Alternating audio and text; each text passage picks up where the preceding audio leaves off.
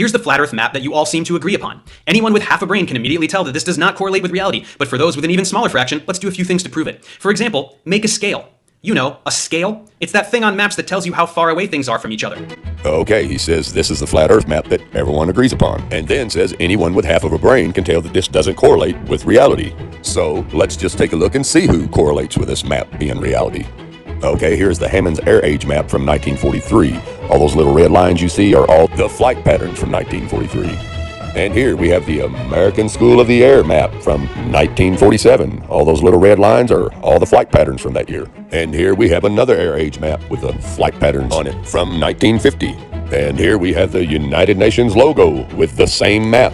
And here we have the UN flag with the same map.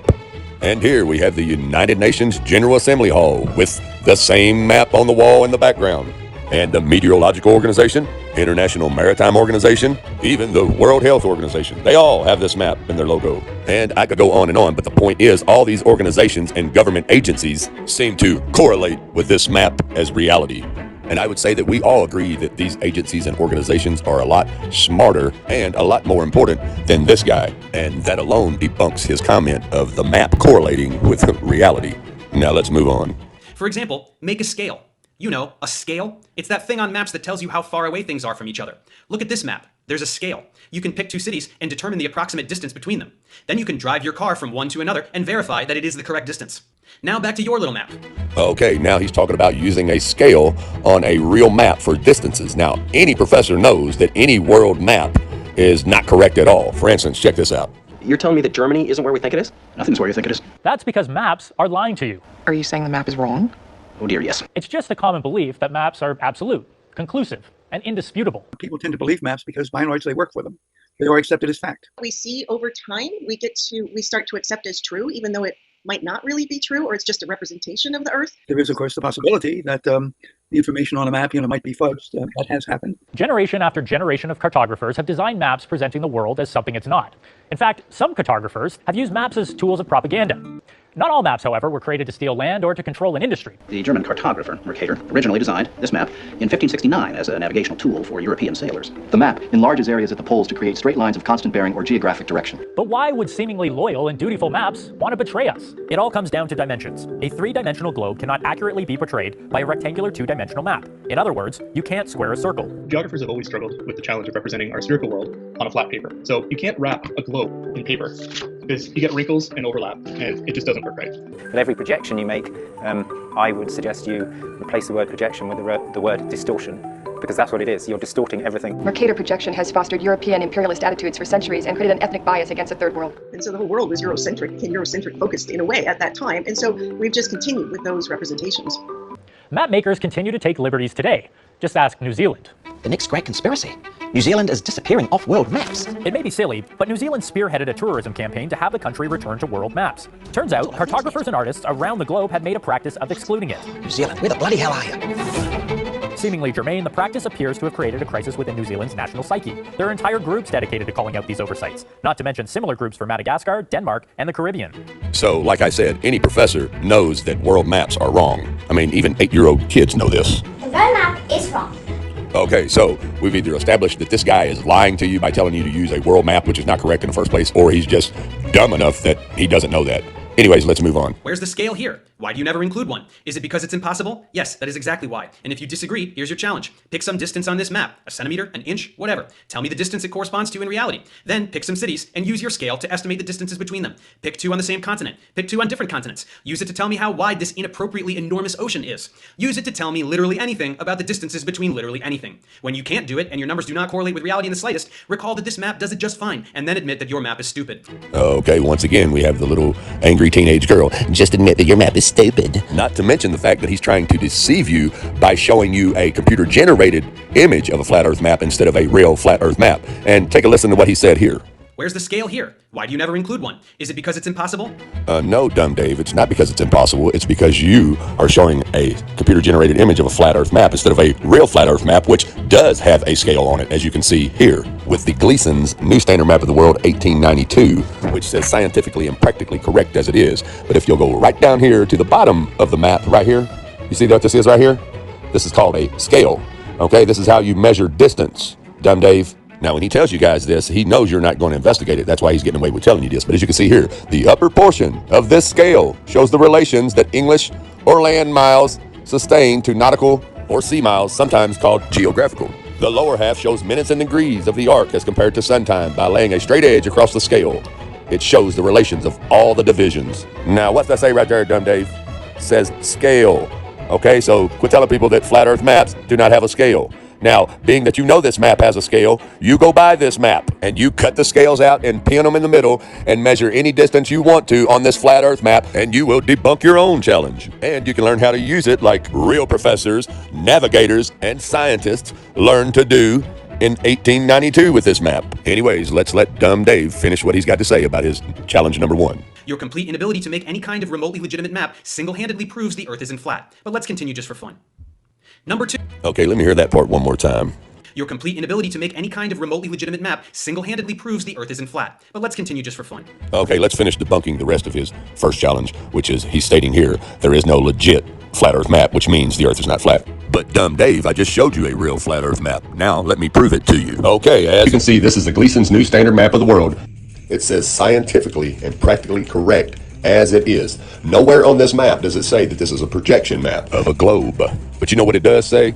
It says new standard map of the world on the projection of J.S. Christopher, Modern College, Blackheath, England. Now let's go to the University of Milwaukee. Here we are, Gleason's new standard map of the world. And there's an image of the map, but let's go down here below that. Now right down here under item description, full title, Gleason's new standard map of the world on the projection of J.S. Christopher, Modern College, Blackheath, England, scientifically and practically correct as it is. Short title, Flat Earth, 1892, 2013. Now, being that this specific map that I have is from the Boston Public Library, let's go to Boston's Rare Maps and see what they say about Gleason himself and J.S. Christopher, the man who made the map. Okay, Extraordinary Rare 1892 Flat Earth Map by Alexander Gleason. Now, let's stroll down here and see what we got going on. Oh, there's your scale, Dumb Dave. Even Google shows you how to use the scale on the Flat Earth map. Now, this is just a description of the map, which is on the map. We want to know the details behind the map, the story behind the map. So like I was saying, as we stroll past the description of the map, what we want to do is go down here. Let me show you here. It says, things get weird, though, with the description key on the back of the map, which ends with the sentence, the demonstration has reference to either considerations, the Earth a globe, or a plane. Take your choice. To make sense of all this, one must refer to Gleason. Is the Bible from Heaven? Is the Earth a globe? Buffalo, Electrotype and Engraving Company, 1890, with an enlarged second edition in 1893. There, he marshals scripture, quirky interpretations of physical science, shoddy observation, and dollops of common sense to argue that the Earth is flat, stationary, and the center of the cosmos. Late in the work, he announces and describes his new map, which is the one that I just showed you guys at the beginning of the video. And here, he's just explaining the colors of the map, what all it contains, the continents, the islands, the rivers, and whatnot. But what we want to do is stroll down to here, and it says, in any event, he presumably chose not to mention his flat Earth views in the application in order to avoid the risk of rejection by the patent office. Okay, so now here we have Alexander Gleason. Let's stroll down the page here. Okay, Alexander Gleason, November 28th, 1827 to March 13th, 1909, was an American machinist and civil engineer, a proponent in his later years of flat Earth theory, and in particular, noted for his new standard map of the world, 1892, the one that we are speaking of, the one that I just showed you. Okay, now let's stroll down here a little further to the press coverage and see what it says. Okay, Buffalo and the Earth. An intelligent journal says the world is our oyster. Buffalo Commercial, Buffalo, New York, 7/21, November 1890. Is it any wonder that Alexander Gleason of number 1201 Niagara Street is making an effort to prove that the Earth is flat? Nowadays, nothing seems impossible to a Buffalonian. When Mr. Gleason has successfully demonstrated his theory in regard to our planet, he will doubtless take possession of the Earth in the name of his native city. There was a time when Chicago waved the palm for greatest exhibition and municipal claims. The tide of empire, however, has begun to set eastward. Buffalo, the world is yours. Satanic and theoretic defined. Buffalo Commercial, Buffalo, New York, 6/24, March 1893. Again, there has arisen in our midst with bold attack upon the present system of astronomy and geodesy, a work of surpassing magnitude by one Alexander Gleason of our own city, published by the Buffalo Electrotype and Engraving Company, and for sale by either of the above named. The work referred to bears of the title, Is the Bible from Heaven? Is the Earth a globe? While it is manifest from a moment's glance that to the first interrogation, there is no doubt in the mind of the writer as to the inspiration of the word. In regard to the second, if the diagrams and statistical measurements are correct, there remains some hard-shelled nuts for our scientists to crack. So, people, as you can see, Alexander Gleason was a flat earther, and without a shadow of a doubt, This is his flat earth map, and I just gave you the history of the flat earth map and Mr. Gleason. Now let's move on to J.S. Christopher. The subtitle of Gleason's map credits the projection to J.S. Christopher of Modern College Blackheath.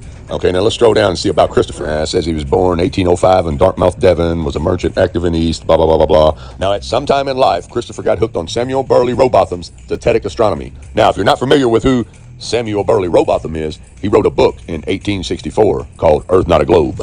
Both Zetetic Astronomy and Christopher's map made their way across the Atlantic and found inheritance here in the United States. Alexander Gleason among them. Somehow Gleason got hold of Christopher's map and republished it. Not once, but twice.